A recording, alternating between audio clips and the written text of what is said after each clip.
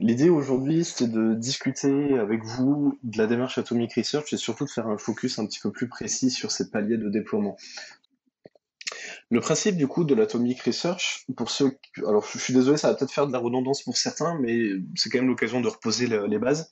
Jusqu'à présent, quand on faisait de la recherche en entreprise, on faisait étude par étude. On avait par exemple une étude où on analysait les tickets support, on en tirait des preuves, à partir de là on en tirait des insights et on faisait des conclusions sur ce qu'on avait analysé de cette étude. Et après on passait sur une autre étude, un test utilisateur, un entretien, des questionnaires, et on faisait la même démarche. On lançait l'étude, on mettait nos protocoles, on en tirait des preuves de ce que les utilisateurs nous avaient dit, on analysait tout ça en insight, et ça nous permettait d'aboutir à des conclusions. L'idée de la démarche atomique, tout comme sur la partie design qui consiste en fait à décomposer les composants en atomes, va avoir pour objectif de décomposer ces preuves et ces insights là aussi en ce qu'on va appeler du coup des atomes. Vous avez différents noms qui sont utilisés, des nuggets, des atomes, mais l'idée c'est de décomposer. Et l'intérêt de décomposer, c'est de pouvoir recomposer ensuite avec des éléments qu'on n'avait pas forcément eu connaissance, notamment en croisant des études, en croisant certaines temporalités, en croisant des profils un petit peu différents, pour venir enrichir nos insights. L'objectif de cette démarche va être mixte. Elle va être évidemment de centraliser toute cette connaissance parce que la démarche Atomic Research va venir avec tout ce qu'on va pouvoir ranger dans la notion d'un research system. Alors on va pas rentrer dans le détail de la différence entre Atomic Research et research system pour le moment, on pourra en reparler, mais surtout toute la partie d'outillage des research systems, on en parlera un tout petit peu tout à l'heure, et l'idée étant de centraliser dans un repository unique l'ensemble de ces apprentissages que vous pouvez et du coup de s'affranchir de la problématique qu'on a dans les entreprises aujourd'hui, qui est qu'on ne sait jamais où est-ce qu'on a mis le dernier rapport qui va bien de l'étude Intel. Et on a la version brouillon, on a la version officielle, on a la version modifiée après, et on finit par s'y perdre. Donc cette démarche vient aussi avec tout cet aspect outillage, qu'on peut résumer de manière très sommaire avec la notion de research system, dans lequel vous allez avoir ce repository. Donc l'objectif c'est de centraliser toutes ces connaissances, l'objectif c'est de croiser des sources d'informations entre vos études, donc ça pour vous permettre d'améliorer vos insights, d'être beaucoup plus précis et que vos conclusions soient plus adaptées, et enfin ça va vous permettre aussi de pouvoir détecter tout ce qu'on va appeler les signaux à bas bruit, les signaux faibles, c'est-à-dire des choses que les utilisateurs vont vous dire dans des études, mais qui ne sont pas forcément importantes dans l'étude que vous êtes en train de mener, ou tout simplement qu'il n'y a qu'une seule personne qui vous l'a dit dans cette étude. Donc si vous analysez étude par étude, vous allez vous dire que cette information n'est pas pertinente, mais par contre, si on commence à vous le répéter de manière très régulière, ben en fait, il va monter du coup en termes de visibilité dans votre démarche Atomic Research, et là, vous allez pouvoir vous dire, mais en fait, on me parle quand même tout le temps de ça. Ça, c'est le principe des signaux faibles. Donc si on prend un exemple sur le fait de croiser des données, alors c'est l'exemple que vous voyez un peu toujours sur les images que vous trouvez en ligne sur la démarche Atomic Research. Donc partons du principe qu'avant, quand on faisait une étude, par exemple une expérimentation, vous voyez qu'on avait 20% de nos clients qui n'accédaient pas à la fonctionnalité, bah, le seul insight qu'on pouvait en tirer, c'était que la fonctionnalité n'est pas adéquate, ou encore que le bouton n'était pas assez intuitif et qu'on ne comprenait pas qu'il y avait un clic derrière. Et du coup, vous ne pouvez pas vraiment faire de conclusion là-dessus. Vous pouvez juste dire qu'il faut affiner l'étude avec une autre étude qui est par exemple un test AB. Avec le principe de la démarche d'Atomic Research, c'est que vous allez croiser cette information avec des informations que vous avez eues d'autres expérimentations. Par exemple, une deuxième, vous avez vu que les utilisateurs ont apprécié l'utilisation d'icônes, ou encore que 3 utilisateurs sur 5 n'ont pas compris le bouton, etc., etc. En combinant ces éléments, ça vous donne de nouveaux insights qui vont vous dire que vos boutons en général ne sont pas clairs, mais par contre que l'iconographie utilisée ailleurs a permis à vos utilisateurs de mieux comprendre. Et donc ça vous permet du coup d'affiner votre conclusion qui est, bah, en fait, on peut peut-être essayer d'ajouter des icônes au bouton. Alors ça ne veut pas dire que évidemment c'est la fin du coup du process et qu'il faut le faire. Vous pouvez toujours lancer de nouvelles expérimentations derrière pour investiguer d'autres techniques de guidage que les icônes. C'est pas parce que vous avez les icônes aujourd'hui que ça marche que c'est la seule solution que vous devez faire, mais aussi d'expérimenter d'autres icônes pour améliorer du coup la l'affordance. Mais au moins vous avez une conclusion que vous pouvez déployer et mettre en place dès maintenant. Alors petit focus sur les outils de Research System comme je le disais. Je ne vais pas rentrer dans le détail des outils, mais en gros, vous avez des outils aujourd'hui qui sont vraiment dédiés pour faire des repositories de recherche, pour centraliser cette recherche et qui sont des outils de research system. Vous en avez les 3 plus gros que vous avez en haut sur ce schéma qui sont Glean.ly, EnjoyHQ et Dovetail. Et après, vous avez des outils qu'on va venir utiliser pour détourner un petit peu leur usage premier et les utiliser dans des contextes de research system. Et là, ce qu'on voit beaucoup, c'est du Airtable. On voit beaucoup du Notion également, et certains utilisent Coda, voire Confluence. Enfin, tous ces outils de prise de notes, de toute façon, sont adaptés, peuvent vous permettre, pardon, de faire de la recherche utilisateur. Par contre, ils n'ont pas les mêmes fonctionnalités qui sont vraiment dédiées aux outils de Research System en termes de tracking des participants, en termes de taxonomie, gestion de votre taxonomie, taguer les commentaires des utilisateurs, etc. Donc faisons un focus peut-être sur les trois premiers d'en haut qui sont vraiment les outils dédiés la Research System. En fonction de Glingly, HK et Dovetail, vous avez quand même des outils qui sont plus ou moins simples d'usage. Alors, ils sont pas forcément compliqués d'un point de vue interface. Par contre, ils vont amener des changements, des paradigmes qui sont différents dans votre process pour faire de la recherche. Dovetail aujourd'hui, c'est peut-être le plus simple à utiliser pour tout le monde. HK, il est peut-être un petit peu moins intuitif qu'un Dovetail. Par contre, il a des fonctionnalités d'intégration native qui sont beaucoup plus poussées que sur Dovetail. Donc là, il faut choisir, est-ce que vous avez plutôt besoin d'intégration native ou est-ce que vous avez plutôt besoin d'un truc facile à utiliser. Et ensuite, vous avez Glingly qui, lui, change un petit peu le paradigme de conception. Alors, les paliers de déploiement. Vous avez 5 paliers de déploiement sur une démarche atomique. Le premier, c'est une démarche qui est complètement absente. Donc là, vous avez de la mise en place de la recherche utilisateur qui est à l'initiative de quelques individus, très souvent des designers. Les équipes de design contribuent à la recherche utilisateur, mais les équipes produits ne consomment pas vraiment cette recherche utilisateur. Donc vous doutez bien que c'est pas le moment où on va tirer le plus de bénéfices de la démarche, quoi. Ensuite, les gens vont très rapidement rentrer dans une démarche limitée. Ce qui va se passer concrètement, c'est que la recherche va commencer à s'industrialiser au sein de l'équipe de design et que vous avez certains PO, PM qui vont commencer à consulter les insights au sein du research system. Donc en gros, le design est contributeur cette fois-ci et commence vraiment à le pousser, là où les équipes produits, vous en avez certaines d'entre eux qui commencent à l'utiliser. Sur le palier 3, on va rentrer dans la phase émergente, où là, cette fois-ci, ce qui va changer, c'est que on a de plus en plus d'études utilisateurs. On a également certaines équipes produits qui contribuent, qui vont taguer des éléments dedans, qui vont commencer à l'utiliser, voire même qui vont faire de la recherche dedans. Et c'est très souvent sur ce palier-là que les équipes vont se poser la question de la pertinence du coup de la démarche qu'ils mettent aujourd'hui, de redéfinir leur process, de redéfinir leur outil et la façon de contribuer sur les research systems. Vous avez ensuite le palier structuré, où là, du coup, de plus en plus d'équipes dans l'organisation vont commencer à utiliser la démarche, et l'outil devient indispensable à la priorisation. C'est-à-dire que dès qu'on va vouloir définir des éléments sur la roadmap produit, on va se rapprocher du coup des insights et des apprentissages que l'on a à l'intérieur du coup du research system. Et là, pour le coup, l'ensemble des équipes produits contribuent à ces éléments. Et enfin, vous avez la partie 5, qui est la partie intégrée, où là, pour le coup, la démarche est complètement intégrée dans l'entreprise. Tout le monde sait où trouver les insights, les conclusions de la recherche utilisateur. Vous n'avez plus de questions qui vous disent « Ah, mais où est-ce que je peux trouver telle étude, etc. » Tout le monde sait se connecter dessus et autres. Et là, les équipes design et produits deviennent même des ambassadeurs, tout simplement, de la démarche. Alors pour arriver à ce stade-là, vous avez plusieurs instances de contribution à mettre en place. Nous, on les a définies en deux grandes familles. Vous avez les instances de déploiement et les instances de dissémination de votre recherche. Dans les instances de déploiement, elles vont avoir pour objectif de vous permettre de passer d'un palier à un autre, là où les instances de dissémination vont vous permettre tout simplement de communiquer vos apprentissages. Sur les instances de déploiement, vous avez votre revue de taxonomie, qui est une instance que nous on recommande de mettre en place de manière hebdomadaire, avec les contributeurs du coup du research system, donc très souvent c'est les designers, les researchers, mais pourquoi pas certains POPM.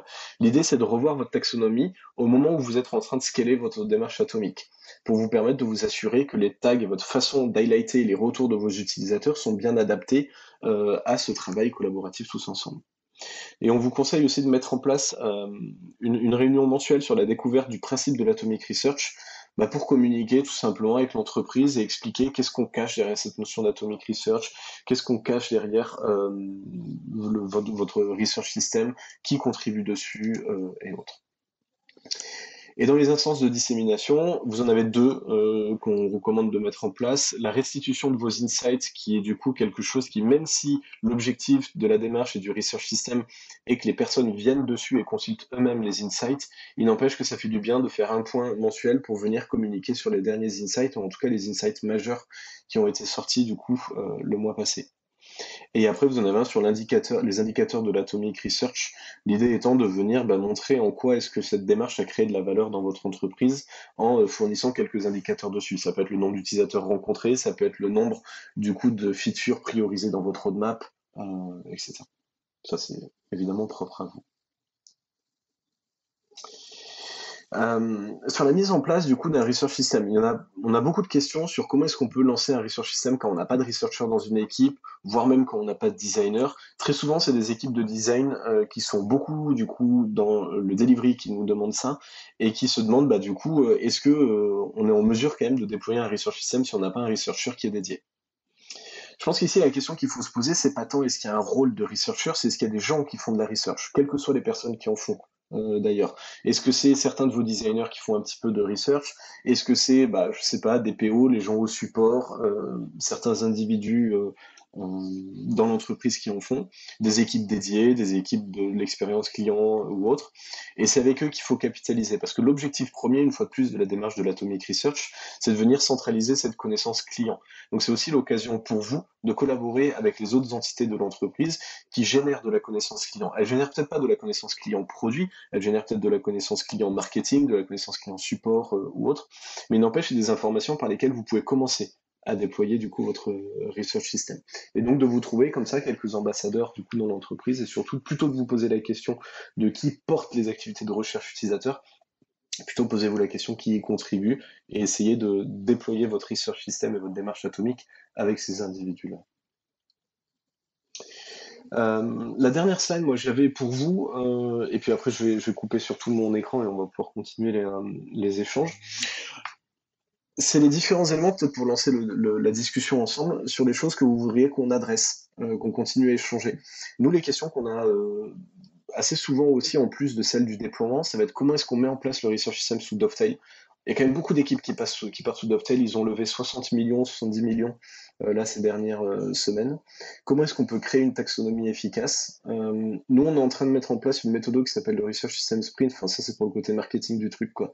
Mais l'idée étant de créer un Research System très rapidement, sur la base du coup de design sprint de 5 jours, mais du coup avec forcément des façons de fonctionner qui sont complètement différentes. Et enfin, l'industrialisation de l'atomic research et ses pièges, parce que pour le coup, lancer une démarche comme ça, c'est un changement de paradigme dans la façon de faire de la recherche, et il y a quand même quelques pièges sur lesquels faire attention, quoi. Voilà. Ce que je vous propose, c'est peut-être qu'on échange directement. Je ne sais pas si vous avez des questions déjà par rapport à ce que je vous ai présenté.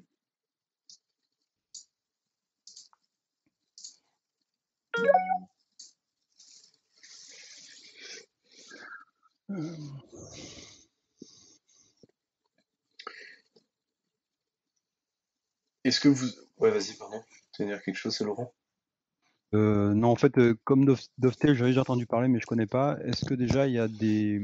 Bon, j'imagine qu'il y a des coûts, il y a quand même des choses à envisager dans la structure, si on veut l'implanter, par exemple.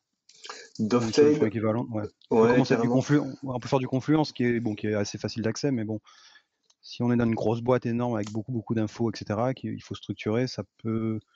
Bon, on prend ça en compte, quoi. Donc je sais pas, est-ce que là-dessus c'est le meilleur outil ou il vaut mieux éviter ça au départ? Alors Dovetail, ils ont un peu changé leur pricing ces derniers temps, donc je sais plus, ils avaient une version gratuite, je sais plus s'ils l'ont toujours, donc ça permet déjà de commencer à le tester. Après, on parle quand même, c'est 60 $, je crois, à peu près pour la version full Par sur utilisateur. Dovetail, par utilisateur, par Ouais, contributeur. Donc ouais, d'accord. les viewers sont gratuits. Donc si tu as une seule personne, c'est que... Alors, leur pricing est différent parce que quand tu es sur la version la plus haute, tu as un nombre d'utilisateurs minimum. Enfin bref, je passe un peu les détails de leur pricing. Mais du coup, certes, ça a un coût. Mais en fait, ce qu'il faut aussi voir, c'est que c'est un outil de discovery. Et aujourd'hui, il n'y a pas d'outil vraiment dédié sur la discovery, sauf les outils pour vous permettre de faire vos expérimentations, des Maze, des SurveyMonkey, ce genre Mhm. d'outils. Donc en fait, c'est un outil sur un périmètre sur lequel vous n'êtes pas déjà surchargé en outils. On se serait dit, c'est encore un outil de plus pour faire de la conception, on va se dire, mais c'est quoi la différence avec un Sketch, un Figma ou autre? Mais là, c'est quand même un outil sur lequel t'as pas grand chose autour. Et si tu prends les autres, sauf Confluence, parce que c'est un petit peu à part, souvent il est en effet intégré dans les entreprises, mais si tu prends l'exemple d'un Notion, d'un Airtable, ou encore du coup d'un Coda ou quoi que ce soit, là aussi tu vas avoir des licences supplémentaires. Et la très grosse différence sur laquelle tu vas pouvoir jouer dans la façon du coup de convaincre ton entreprise, c'est sur les problématiques de sécurisation des données, et notamment les problématiques RGPD en France.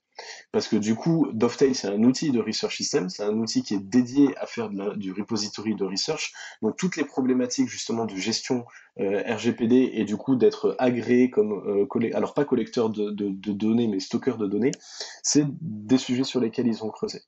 Donc ça, c'est des arguments qui sont supplémentaires, notamment pour permettre de faire ton suivi de tes utilisateurs dessus ou autre. L'autre très gros argument qu'on retrouve et qui convainc les gens, c'est sur le fait que ces outils de research system, très souvent, ils ont une fonction de retranscript textuel, du coup, de tes conversations vidéo avec tes utilisateurs. Et le Ouais. stockage vidéo est gratuit dessus, tu paies pas plus cher pour le stockage vidéo dessus. Et ça, ce retranscript, c'est énorme en fait, si tu veux, sur une démarche d'Atomic Research, parce qu'en fait, ce qui va se passer, c'est que toi, tu fais ta recherche, tu fais ton entretien avec ton utilisateur, tu prends tes notes, tu vas taguer tes notes. Ça, à la limite, je veux dire, c'est normal que tu les tagues, dans un fichier Excel, tu l'aurais eu, dans un Notion, tu l'aurais eu, tu aurais tapé toutes ces informations. Donc, si tu utilises le moteur de recherche de ton outil, que ce soit un Confluence, que ce soit un Notion ou autre, ok, tu captes l'information, c'est très bien. Le fait par contre que tu puisses avoir le retranscript de l'audio du coup de la vidéo que tu as vue avec ton utilisateur te permet en fait de stocker toute l'information qui a été dite par ton utilisateur. Donc si un jour justement pour les problématiques de signaux faibles tu veux faire une recherche sur ce que les utilisateurs t'ont dit au sujet des filtres ou autre, si même toi t'as pas pris la note du fait que quelqu'un te parlait des filtres mais que l'utilisateur a utilisé le mot filtre dans la discussion avec toi, l'information va remonter. Et ça, pour le coup, c'est de l'information que tu perds, en fait, si tu n'as pas ce type d'outil. Donc même si le retranscript n'est pas parfait, il marche en français, hein, on l'utilise en français, même si c'est un outil anglais, donc il y a quelques erreurs par-ci par-là, mais ça te permet en fait de garder la data, quoi, tout simplement. Ok. Ouais, effectivement, ça, quand tu fais du test APIC, par exemple, les verbatims sont, enfin, je trouve même plus pratique au début pour extraire des thèmes que les vidéos en elles-mêmes. C'est très long, c'est infernal, beaucoup de blabla, alors que les verbatims très courtes, souvent c'est un condensé, quoi. Donc ouais, effectivement, Mm. c'est pas mal. Ouais. Ok. Et Sachant que sur Dovetail, on peut quand même faire une recherche par mot-clé et pas que par tag. Donc si sur une session de recherche, on ne travaillait pas les filtres, mais que les filtres sont ressortis quand même comme des insights, on pourra les rechercher ultérieurement juste en intégrant le mot filtre dans la recherche. Ouais, c'est de la recherche de plein texte, quoi. C'est Mm. bien. Mm. Ouais. Exactement. Ok.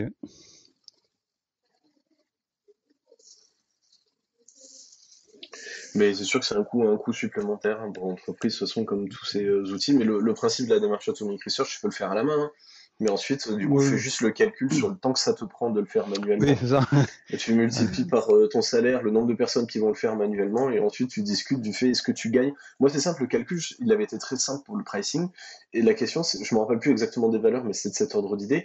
C'est est-ce que moi, sur une équipe, du coup, on était 15 à ce moment-là quand on a décidé de le prendre, est-ce que sur une équipe de 15 personnes, je vais gagner 3 jours de travail sur l'année, sur le total Ouais. des 15 personnes?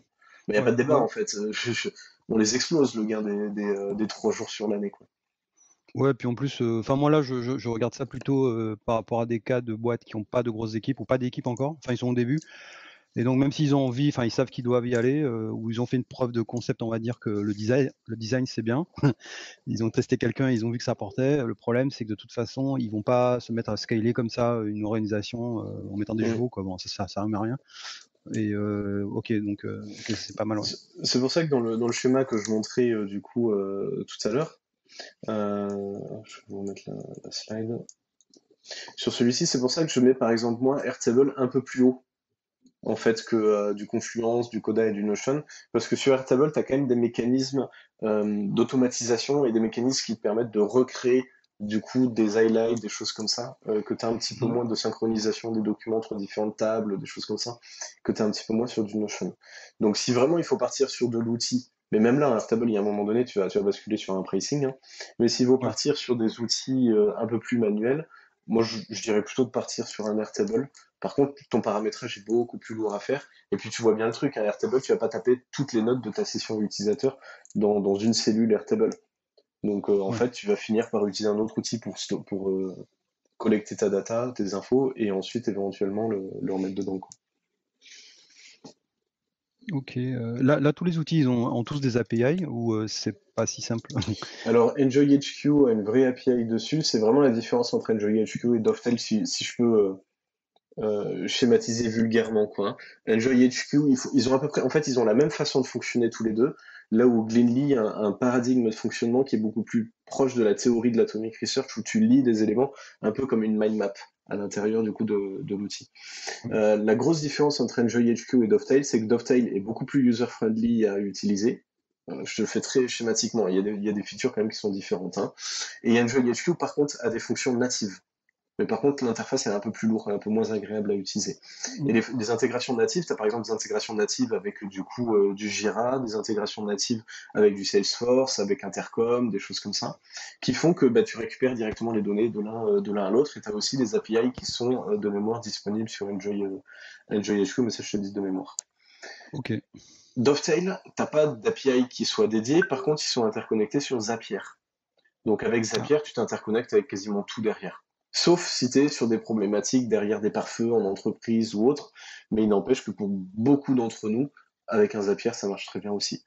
Donc c'est un peu moins intelligent qu'Enjoy HQ, mais nous, quand on a pris la décision d'utiliser Dovetail plutôt qu'Enjoy HQ, en fait, moi j'ai privilégié le confort d'usage pour remplir l'outil plutôt que l'automatisation des éléments qui seraient déjà remplis. Parce que ça sert à rien que je fasse un truc automatisé s'il n'est pas rempli en fait. Ouais. Voilà. Ok. Et après, pour le coup, Dovetail, ils ont quand même une équipe qui a un peu bien grandi là, l'année passée, avec leur levée de fonds récente. Pour le coup, aujourd'hui, c'est quand même, je pense, le plus gros acteur sur les problématiques de research system. Donc, pas dans l'idée, dans une boîte qui serait dans des phases de croissance un peu, comment dire, un peu forte. Enfin, en gros, ça peut augmenter de 10%, 15% d'effectifs, par exemple, comme ça, ou plus. Vaut mieux quel outil qui supporte mieux des montées des passages à l'échelle. Ils vont tous le supporter, quoi. Ouais. Enfin, en tout cas, les trois du dessus, pour répondre à ta question. Ceux qui sont vraiment dédiés research system, quoi. Ils vont tous le supporter. Okay. C'est des outils qui sont faits pour, donc que tu rajoutes 1, 10, 15 personnes, que tu fasses 2 études en parallèle ou 50 en parallèle, ils vont faire la même chose. La différence, elle va surtout être en fait en fonction du coup de ton entreprise, des features qui t'intéressent le plus dedans, etc. Ouais, ok.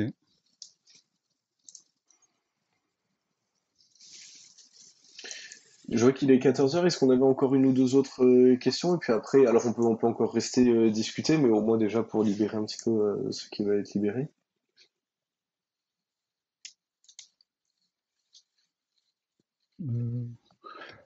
Ouais, moi, il y aurait, enfin, je sais pas comment ce que vous prévoyez de faire, c'est les 5 jours pour créer votre research system, enfin le début d'un research system dans une boîte. Le sujet. Ouais. Ça, ce serait intéressant de. Ok. Ça marche. Mathilde, ouais. Moi, j'ai souvent la question de l'adaptation des outils, justement, que ce soit Dovetail ou du Airtable, aux profils comme les PM, PO, qui souvent trouvent que c'est trop, justement, des outils de recherche, donc ils ne sont pas trop concernés. Et aussi, après, pour toutes les équipes marketing, etc. Est-ce que ça, tu as déjà eu des personnes qui ont été un peu contre cet outil et du coup qui bloquaient le fait que c'était trop recherche ou non, pas du tout. Pas du tout, parce qu'au contraire, alors Airtable, ça va être un outil qui est technique à utiliser, donc qui est lourd. Tu ne prends pas de plaisir si tu veux aller dessus avec ça. Un Dovetail, la navigation est quand même beaucoup plus agréable à utiliser, donc on n'a pas du tout eu de résistance là-dessus. Par contre, tu vas avoir deux problématiques qui sont un petit peu différentes entre le marketing et les équipes produits. Le marketing, lui, va surtout être intéressé pour tout ce qui est analyse quanti au travers de cet outil. Et il faut quand même reconnaître que c'est des outils qui sont mieux sur de l'analyse quali. Donc du coup, tu peux faire du quanti, tu peux mettre de la data quanti dessus, mais ça nécessite quand même un petit travail pour éclater ton quanti que tu as récupéré de tes outils, etc. Ça s'y prête quand même vraiment très très bien pour le quali. Donc ça, à la limite, c'est vraiment là où on a le plus de discussions avec les équipes marketing qui sont, en tout cas celles avec qui nous on travaille, plutôt sur des démarches quanti. Pour les PO PM, là, la problématique, en fait, je pense qu'on a eu un coup de chance, tout simplement. On l'a répondu assez rapidement, c'est que donc le dernier élément que tu sors dans Dovetail, c'est ce qu'ils appellent des insights. Pareil, je te le fais court, il y a les stories, mais parlons des insights. Et sur les insights, tu peux mettre ce qu'on va appeler des insight fields, c'est-à-dire des champs custom dessus que tu peux paramétrer. Et en fait, les personnes qui consomment les insights, c'est les designers avant de rentrer en conception, mais c'est surtout les équipes produits, PO, PM et autres. Donc en fait, nous, ce qu'on a fait, c'est qu'on leur a demandé de quels insight fields ils avaient besoin pour faire leur gestion dedans. Et typiquement, les insight fields, ça va être la criticité, ça va être le lien Jira qui pointe vers J'allais cet te demander, insight. ouais. Exactement. Alors, il n'est pas automatique, le lien, c'est manuel. Nous, on a mis la priorisation utilisateur. Tu peux mettre le sprint, du coup, de ta roadmap dessus. En fait, tu as le choix. Et c'est comme dans Notion, en fait, tu choisis le label, du coup, du champ que tu veux mettre et le type, du coup, d'élément. Et après, eux, du coup, ils se font des filtres de leur côté. Et ils ont, par exemple, un filtre qui est sur moi, mon périmètre produit. Montre-moi tous les insights critiques qui sont en cours, du coup, d'analyse ou autre. Et eux, ils vont plutôt Ok. jouer sur le basculement de ces insights dedans. Ok. Et donc, quand ils font, est-ce que du coup, l'information de Jira peut remonter, par exemple, je sais pas, le ticket a été pris en compte, la modification a été faite suite à la recommandation qui est sortie. Je pense Est-ce que ça, on sait si ça peut remonter ou pas? Et du coup, finalement, ils ont. Parce que nous, il y avait beaucoup cette question quand même pour les PM de pilotage un peu. Vraiment, est-ce que c'est Ouais, fait, carrément. c'est pas fait, c'est en cours Je pense et que du coup, d'automatisme de cette donnée. Ouais. Je pense que tu as des magouilles que tu peux faire avec Zapier, mais il va falloir que tu crées quand même plusieurs apps différents, dans le cas où c'est un nouveau, dans le cas où c'est un update, dans le cas... Au final, je préfère te répondre non avec Dovetail, mais oui avec Enjoy HQ. Et c'est là la différence entre les deux. Voilà. Après, on est quand même sur des sujets qui sont pas forcément extrêmement liés entre Jira et du coup Dovetail. Je veux dire, tu as un gap entre les deux. C'est un insight, t'as pas forcément une tâche Jira qui est une user story du coup du sujet. Tu as plutôt une recherche en fait ou quelque chose comme ça. Et en plus de ça, entre les deux, entre le moment où tu utilises Dovetail et le moment où tu bascules sur Jira, tu as quand même l'étape intermédiaire d'idéation et de conception sur lequel tu rajoutes Figma. Donc en fait, le lien immédiat entre les deux, tu as quand même un point de rupture à un moment donné qui est l'utilisation d'un autre outil qui est le passage sur la partie du coup de design. Mais donc du Oui, coup, mais là, dans l'exemple, du coup, pour l'équipe pour laquelle on a bossé, et ils faisaient des tickets Jira pour leur conception. Ok. Donc, en fait, c'est pour ça qu'il y avait il y avait le double effet, quoi. Il y avait, même les designers étaient sous Jira pour leur conception, et du coup, ils voulaient tracer que tel élément était relié à tel enseignement, Ouais, du coup, à carrément. tel insight, pour faire tout le suivi et tout l'historique. Et vu qu'ils Ouais. étaient déjà sous Jira, c'est pour ça qu'il y avait cette question avec les PM et puis les devs aussi. Ouais, nous on le fait manuellement. On copie-colle le lien du Jira et on dit que le Jira est terminé. Quand le Jira est terminé, on va dans Dovetail et on clique sur le champ qui est une checkbox Insight embarqué, ou je sais plus comment on va appeler ça. Voilà. Ok. Et j'avais une autre question. Est-ce que selon toi, je pense que ça dépend des entreprises, mais il vaut mieux que parce que nous, on a eu plusieurs cas où la méthode a évolué suite à la mise en place de l'Atomic Research et d'un repository, et d'autres où la maturité était assez faible, on va dire, et du coup, on était sur plusieurs équipes qui avaient vraiment des maturités très différentes, des méthodes très différentes. Donc, est-ce que selon toi, il faut aligner un minimum avant de mettre en place un tel outil? Ou est-ce que l'outil peut permettre d'aligner? Alors, l'outil en soi, il fait rien. Déjà, c'est les process que tu vas mettre autour de cet outil qui vont changer. C'est comment tu remplis dedans, quel tag tu utilises, comment tu collabores avec.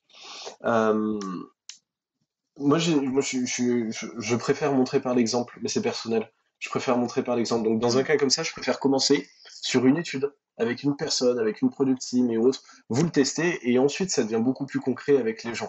Parce que si on se met tous dans une salle de réunion et qu'on parle du concept de l'Atomic Research, qu'on évoque que ça serait bien qu'on le fasse ensemble et autres, et à un moment donné, on a tous des contraintes, on a tous des problématiques et on va tous essayer de chercher l'outil idéal. Un des trucs qu'on a dû nous accepter quand on s'est lancé dessus, c'est qu'en fait, il n'y a pas un outil idéal. Il n'y a que quelques rares outils sur le marché. Alors, ils se développent bien, ils se développent même extrêmement vite maintenant, mais ils ont plein de défauts aussi.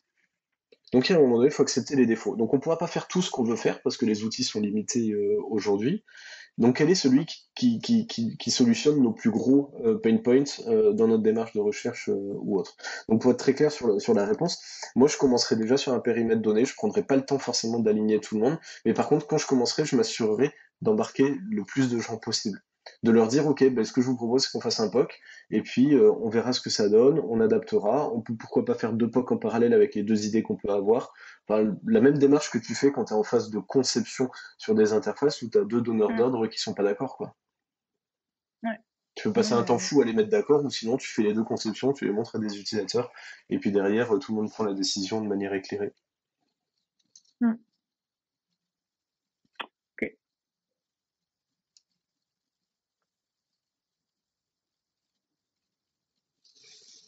Je vous propose qu'on s'arrête là en tout cas pour l'enregistrement. Et puis après, s'il y a encore des discussions, on peut encore continuer à échanger.